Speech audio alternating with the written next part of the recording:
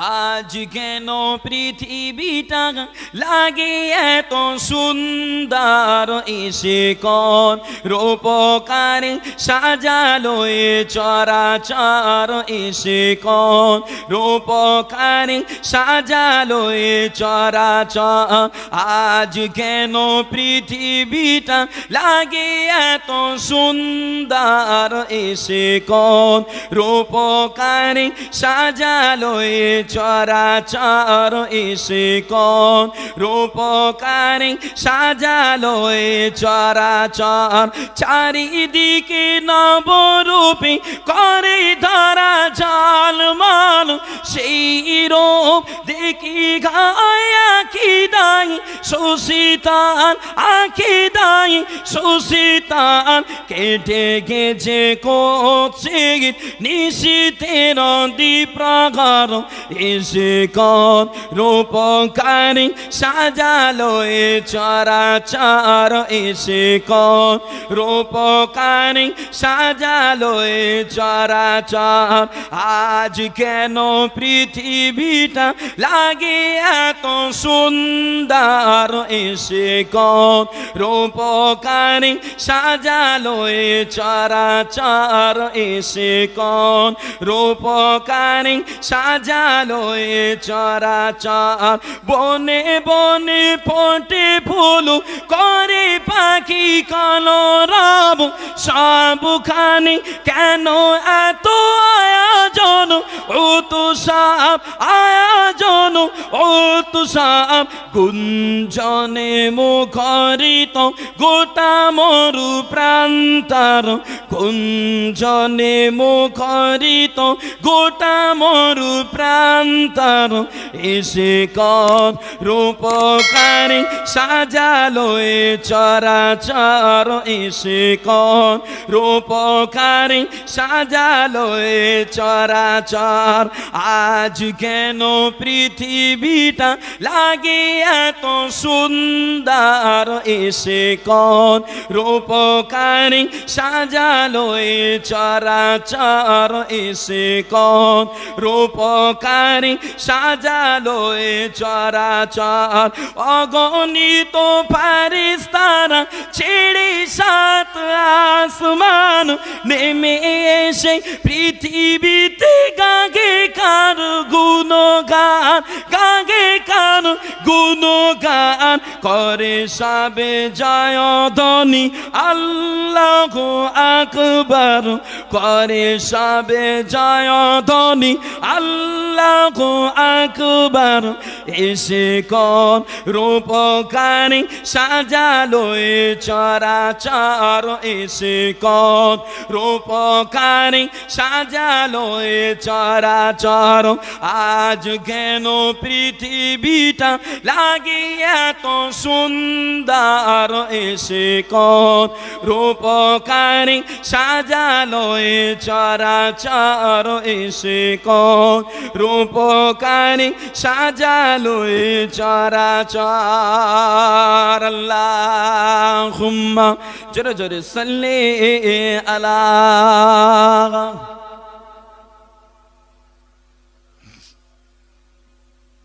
ওয়া আলা আলিহি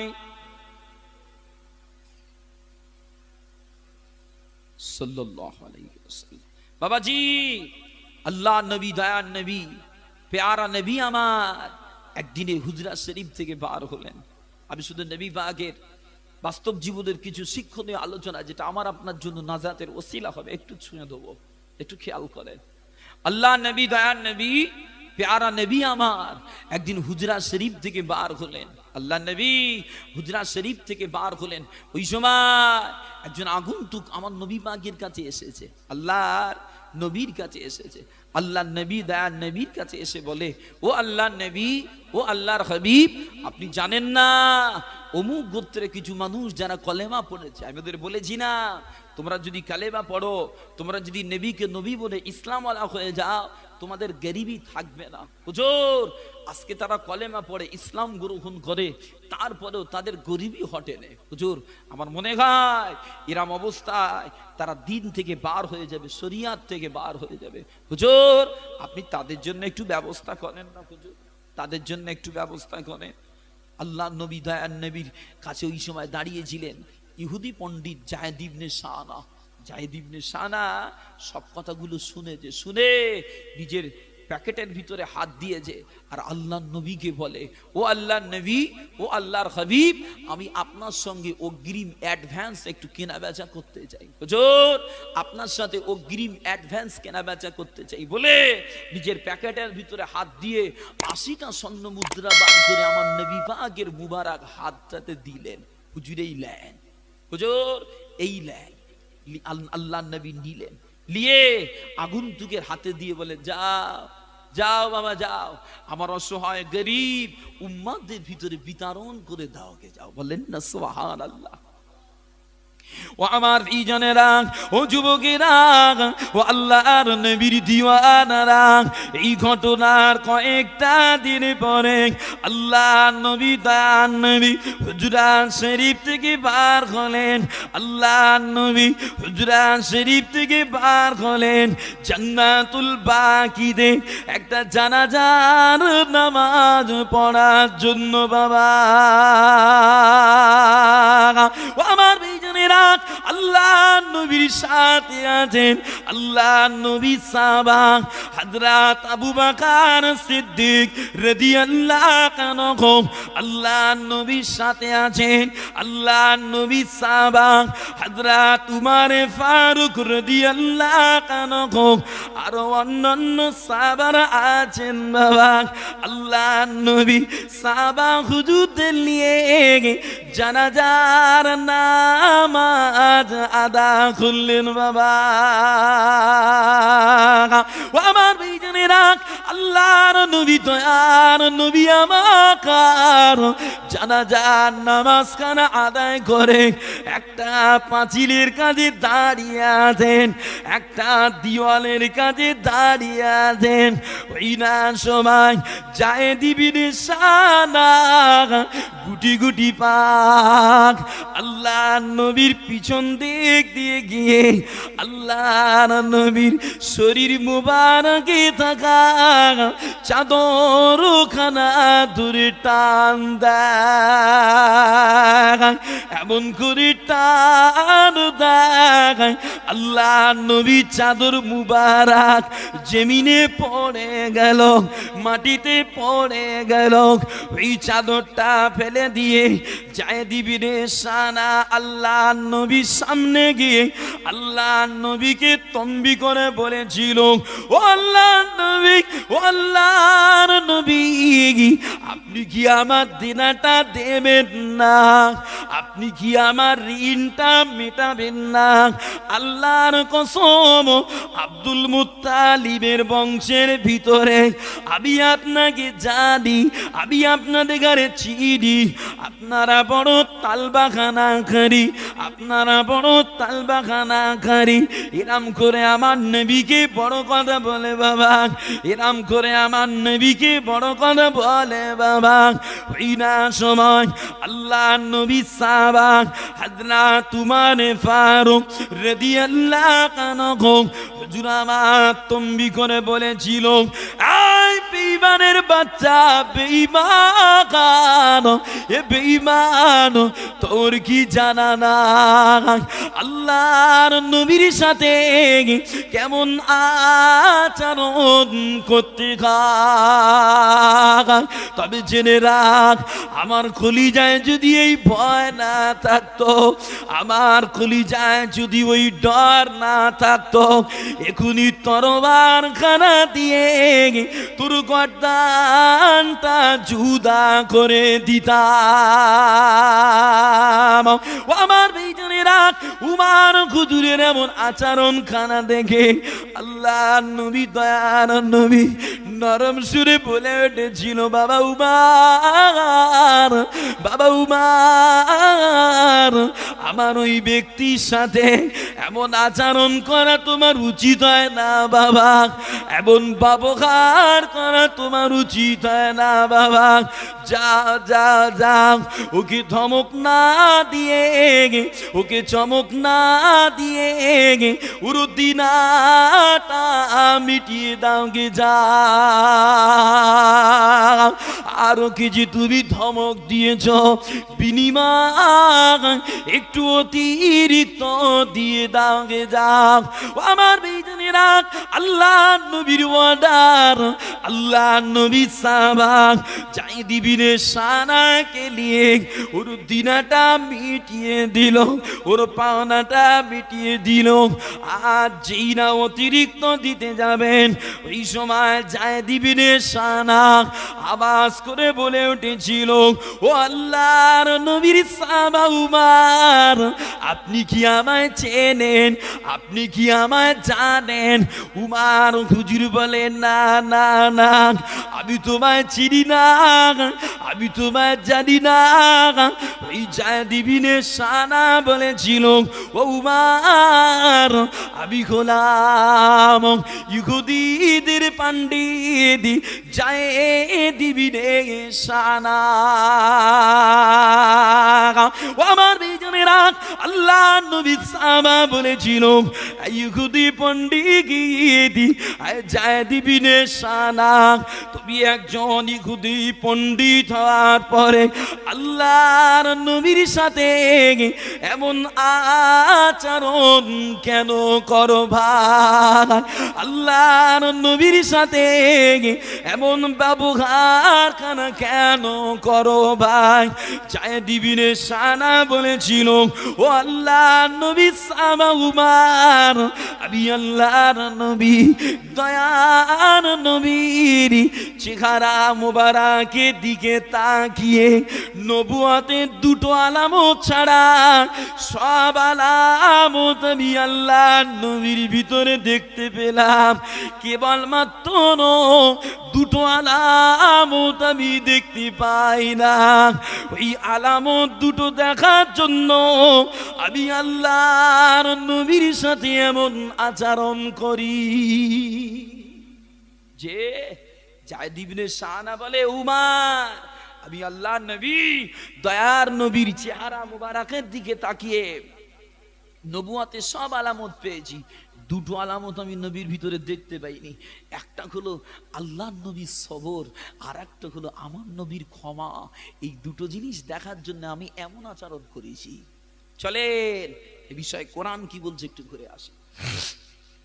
ও আমার ইজনেরা, ও যুবকেরা, ও আল্লাহর নবীর দিওয়ানারা, আল্লাহর কোরআন পারা নম্বর 26 সূরা মুহাম্মাদের 31 নম্বর আয়াত, আল্লাহ পাক বলেন, ওয়ালা নাবলুওয়ান্নাকুম হাত্তা না'লামাল মুজাহিদিনা মিনকুম আস-সাবিরিন।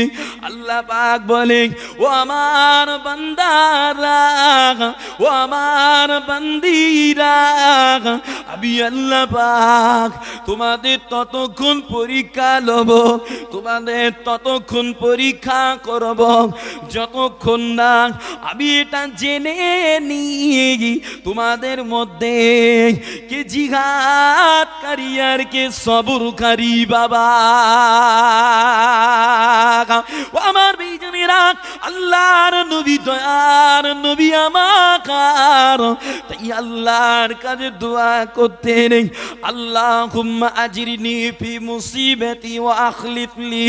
আল্লাহ পাক বিপদে মুসিবতে আমি আল্লাহর নবী আমাকে সবর করার তৌফিক দেন। এই বিষয়ে আর এক ধাপ এগিয়ে যায় বাবা। আল্লাহর নবী সাহাবা হযরত ইবনে আব্বাস রাদিয়াল্লাহু আনহু হুজুর আমার বর্ণনা করে বলে, একদিনে আল্লাহর নবী, দয়ার নবী আনসারী সাহাবাদের কাছে গেল।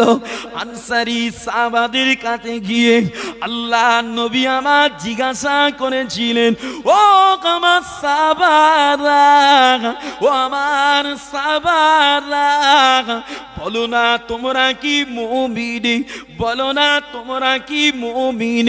আল্লাহ নবী সাহাবারা চুপটি মেরে আছে বাবা।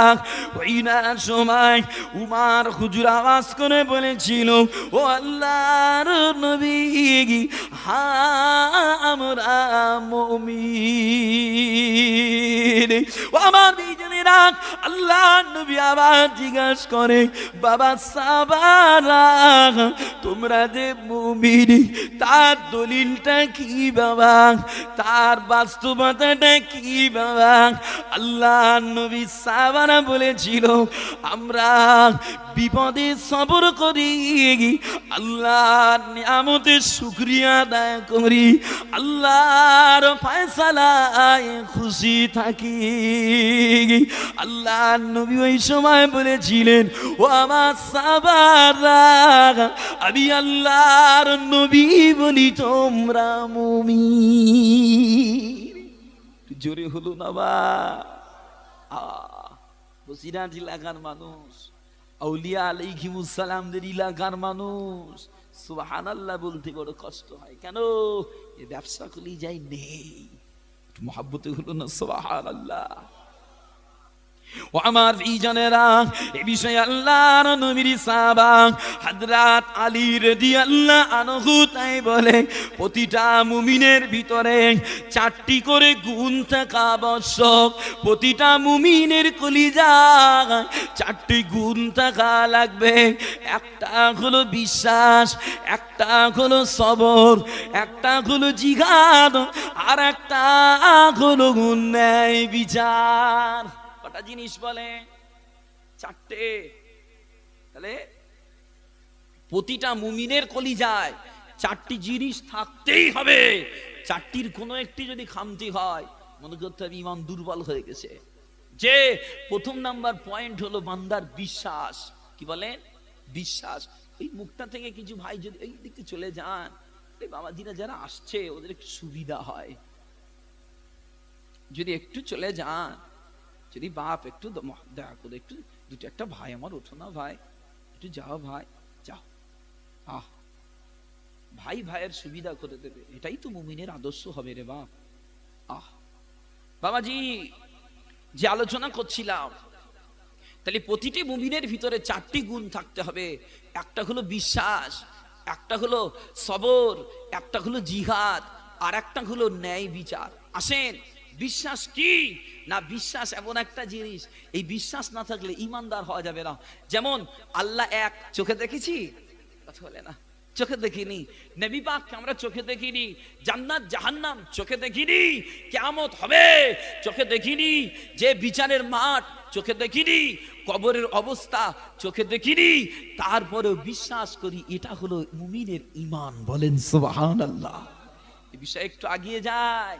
আল্লাহর নবী হাদিস পাকে ফরমালেন, নবী পাক বলে, বান্দার মাঝে মাঝে এমন হাল হবে, বান্দার কলিজায় ইবলিস শয়তান এসে বসবে, এসে ওকে বলবে, ওর মনকে বলাবে, এই বান্দা, এ আল্লাহর বান্দা বলতো এই আসমান জমিন কে সৃষ্টি করেছে?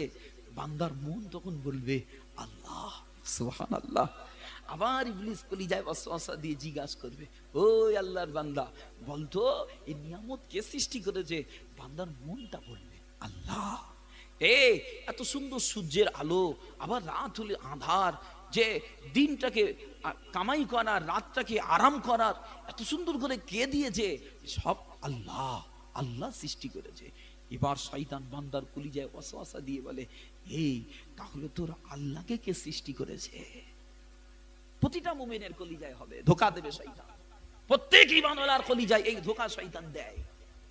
যে আল্লাহর নবী বলে, ওই সময় তোমরা আল্লাহর কাছে সাহায্য চাও। আউযু বিল্লাহি মিনাশ শাইতানির রাজীম, লা হাওলা ওয়ালা কুওয়াতা ইল্লা বিল্লাহিল আলিয়্যিল আযীম। দেখেছেন? বিশ্বাস ঈমানের একটা বস্তু, ঈমানের একটা অঙ্গ। যে এই বিশ্বাসে খামতি করাতে পারলে আপনাকে ফেলে দেবে শয়তান। যারা নাস্তিক তাদের ভিতরে এই আকীদা কাজ করে, জমিন যখন কেউ সৃষ্টি করেছে, আসমান যখন কেউ সৃষ্টি করেছে, ওই সৃষ্টিকর্তাকেও কেউ করেছে। নাউজুবিল্লাহ, নাউজুবিল্লাহ বলেন, এটা নাস্তিকদের কথা। কিন্তু না, আমাদের বিশ্বাস আমার আল্লাহ এক আর দ্বিতীয় নয়, সবকিছুর মালিক আল্লাহ। আমার আল্লাহর কোনো মালিক নেই, আমার আল্লাহ আহাদ। বলেন না সুবহানাল্লাহ। এবার চলে আসেন, তাহলে বিশ্বাস হলো, বিশ্বাসের পরে হলো সবর। কি বলেন? সবর, ধৈর্য। দেখেন না, দুনিয়ার জমিনে যে মানুষটার ভিতরে যত সবর আছে ওই মানুষটা ততই কামিয়াবি হয়। যার ভিতরে যত সবর আছে, যে কাজে হাত দেবে সেই কাজটাই আল্লাহ তার দ্বারা কামিয়াবির রাস্তা দেখাবে। বলেন সুবহানাল্লাহ। সবরকারী বান্দা যদি আবেদ হয়, ওই সবরকারী আবেদকে আল্লাহ ওয়ালা করে দেবে। বলেন না সুবহানাল্লাহ। বান্দার কলিজায় সবর আছেই বলে ও যখন নামাজ পড়তে যায়, সব নামাজ পড়ে তড়িঘড়ি চলে যায়, ও কিন্তু পাটিতে বসে কিছু হলে ইখলাস শরীফ পড়ে, কিছুবার হলে নবীর প্রেমে দরুদ শরীফ পড়ে, কিছুবার হলেও ইস্তেগফার শরীফ পড়ে আল্লাহর কাছে একটু হাতটা তুলে কাঁদে। সবর আছে কলিজায়। না, সবর করে করে ধৈর্য ধরে ধরে যত আল্লাহর কাছে চাইতে পারবো আমার আল্লাহ তত দেবে। আমার নবী বলে, দুনিয়ার জমিনে দুটো চোখ আছে, যে দুটো চোখ আল্লাহ জাহান্নামে যাবে না, যে দুটো চোখকে জাহান্নামের আগুন স্পর্শ করবে না। কোন চোখ? যে চোখটা আল্লাহর ভয় করে কান্না করে। বলেন না সুবহানাল্লাহ। একটু জোরে হলো না রে বাপ, সুবহানাল্লাহ। আর যে চোখটা ইসলামী দেশ আল্লাহর জন্য পাহারা দিয়ে রাত জাগে, ওই চোখটা আল্লাহর জাহান্নামের আগুন ছোঁবে না। বলেন সুবহানাল্লাহ। আসেন, সবর গেল, সবরের পরে হলো জিহাদ। কি জিহাদ? দিনের জন্য লড়াই করা, দিন টিকানোর জন্য আর একজন বেদিনের সঙ্গে লড়াই করা। ঠিক তাই আমাকে আপনাকে লড়াই করতে হবে। কোথায়? ময়দানে গিয়ে না, আগে ময়দান না, ময়দানের আগে কলিজা। কলিজায় জিহাদ থাকলে তবে ময়দানে জিহাদ হবে, আর কলিজায় জিহাদ না থাকলে ময়দানে জিহাদ হবে না। হবে? কথা বলে না, হবে না। এবার চলে আসেন, জিহাদ কেন লাগবে? জিহাদ কেন লাগবে একটু বলি। দুনিয়ার জমিনে আইন চলে কটা? একটু কথা বলেন, দেখিয়ে দিচ্ছে। বলেন না, দুটো আইন চলে, দুটো আইন। একটা হলো আল্লাহর আইন, আর একটা হলো শয়তানের আইন। কি ঠিক কিনা বলেন? একটা আল্লাহর আইন, একটা কোরআনের আইন, আর একটা হলো শয়তানের দলালা আইন, পথভ্রষ্ট আইন। যে আমাদের সকলের ইচ্ছা আমরা আল্লাহর আইন অনুযায়ী জীবন চালাবো। ঠিক কিনা বলেন? ইচ্ছা আছে না নাই? এতগুলো মানুষ বসে আছেন, আমাদের সকলের মনে তামান্না আমরা আল্লাহর আইন অনুযায়ী জীবন চালাবো। একটা মদখোর ভাইকেও যদি বলি, ভাই রে তুই জান্নাতে যাবি না জাহান্নামে যাবি, ও টলতে টলতেও জাহান্নামের কথা শুনলে দিলটা কাঁপে। নেশাখোর হলেও জাতে মাতাল, যে জাতে মাতাল, তালে মাতাল, কিন্তু জাতেও ঠিকই আছে। যে ও কিন্তু জবাব দেবে, ভাই আমি জান্নাতে যাব, জান্নাতে যাবো, একটু দোয়া করো। একটা ঘুষখোর বাবাজিকেও যদি বলি, হারামখোরকেও যদি বলি, ও সবাই বলবে আল্লাহর আইন মেনে চলে জান্নাতটা লবো। যে আমরা সবাই চাই আল্লাহর আইন অনুযায়ী জীবন চালাতে, মাগার পারি না। কেন? এই শয়তান আমাদের কলিজায় এসে ধোঁকা দেয়। শয়তান আমার আপনার কলিজায় এসে জাপ মেরে বসে আমাকে আপনাকে নাস্তা নাবুদ করে ওর রাস্তার দিকে টেনে নিয়ে যায়। তাহলে কি হবে? চলবো কি করে? না, আমাকে আপনাকে ওই জন্য জিহাদ লাগবে। শয়তানের সঙ্গে লড়াই করে ওর বুকের খাঁচায় লাথি দিয়ে তবে আপনাকে আল্লাহর ইবাদতে আসতে হবে। হার কাদম, হার দমে দমে শয়তান আদম সন্তানের সঙ্গে লেগে আছে, ইবাদত করতে দেবে না। আপনাকে কদমে কদমে কদমে কদমে জিহাদ রাখতে হবে কলিজায়। একটু সরে গেলেন সেই ওয়াক্তের নামাজটা ফেলে দেবে আপনার। কি ভুল বলছি? কথা বলে না। আর জিহাদ কারা করতে পারবে? তারা পারবে যাদের ইমানের নূর বেশি, তারা জিহাদ করতে পারবে। ইমানের নূর কাদের বেশি হয়? যাদের ইবাদত বেশি হয় তাদের ইমানের নূর বেড়ে যায়। যাদের ইবাদত কম হয়, গুনাহ বেশি হয়, তাদের ইমানের নূর কমে যায়। যাদের ইমানের নূর কমে যায় তারা জিহাদ করতে পারে না, তারা জিহাদ করতে পারবে না, চাইলেও পারবে না। আমার কথা কি খারাপ লাগে? বুঝতে কি কষ্ট হয়? একটু বুঝার চেষ্টা করেন। ক্ষণস্থায়ী দুনিয়া আর ওয়াজ নসিহত হলো ইমানের ট্রিটমেন্ট। কিসের বলে? ইমানের ট্রিটমেন্ট। ইমান তাজা হবে। যেমন কোরআন পড়লে ইমানের নূর বাড়ে, যেমন হাদিস পড়লে ইমানের নূর বাড়ে, ওরকম কোরআন তেলাওয়াত শুনলে, হাদিস তেলাওয়াত শুনলেও ইমানের নূর বেড়ে যায়। বলেন না সুবহানাল্লাহ। তাহলে কটা হলো? সবর, বিশ্বাস, জিহাদ, আর একটা হলো ন্যায় বিচার। বলেন, এতগুলো আমরা মানুষ এখানে বসে আছি, আমরা সকলে কিন্তু এক একটা বিচারক বসে আছি, ঠিক কিনা বলেন? আমরা সবাই এক একজন বিচারক বসে আছি। বলে হুজুর কি করে, আমি তো কোনো নেতা না, আমি দেশের কোনো দায়িত্বশীল ব্যক্তি না, আমি কিভাবে বিচারক হলাম? না, আপনি বিচারক এই জন্য বলছি, আপনার বাড়ির গার্জেন হলেন আপনি, আপনার দুটো বেটা একটা বেটি আছে, ওদের সর্বসময় সমাধানটা বিচারক হয়ে আপনাকে দিতে হয় না, হয় না? হয়। আপনারা 5 ভাই, বাপ মারা গেল, বাপের অবর্তমানে ওই সংসারের দায়িত্ব গুরু যে হবে সে হলো বড় ভাই। আপনি বড় ভাই হিসাবে আর 4টে ভাইকে দৈনন্দিন জীবনে চলার পথে সমস্যার সমাধান আপনাকে দিতে হবে, হবে না? হবে না, আপনাকে দিতে হবে। আর আপনি বার্ধক্যে চলে গেলেন, পৌর বয়সে চলে গেলেন, মনে হচ্ছে আর মনে হয় থাকবো না। আপনার উচিত আপনার সম্পত্তিগুলো আপনার আবাসাদের ভিতরে, আপনার ওয়ারিসদের ভিতরে ফারায়েজ কোষে আল্লাহর আইন অনুযায়ী বুঝিয়ে দিয়ে যাওয়া, এটা আপনার উচিত। তবে হ্যাঁ, কিছু কিছু বাপ সমাজে আছে, মেয়েদের নামে সব লিখে, এই ছেলেদের নামে লিখে দিয়ে আর মেয়েদের ফাঁকি দিয়ে চলে যাচ্ছে, না? যে সব ছেলেদের নামে লিখে দিল মেয়েদের ফাঁকা। কেন রে চাচা এমন করলি? বলে না, সব বেচে খাবে। চিনিস নে মাল এক এক, বলে না, বলে যে বললে বলে বেচে খাবে। কাজ জমি কে বেচবে? যে কাজ জমি কে বেচবে? ওর হক ও বেচুক, লি যাক, ওর ব্যাপার, ওরটাকে ও তুমি দিয়ে দাও, ও প্রাপ্য। মালিক আল্লাহ তোমাকে করেছে ক্ষণস্থায়ী। এ দুনিয়ায় আমরা সব মুসাফির এসেছি, ক্ষণস্থায়ী দুনিয়ায় আমাকে আপনাকে কিছু সময়ের জন্য আল্লাহ দায়িত্ব দিয়েছে। মাথায় রাখেন, প্রকৃত মালিক হলেন আমার আল্লাহ। বলেন না সুবহানাল্লাহ? একটু মহব্বতে হলো না সুবহানাল্লাহ? একটু দরুদ শরীফ বলেন, আল্লাহুম্মা সাল্লি আলা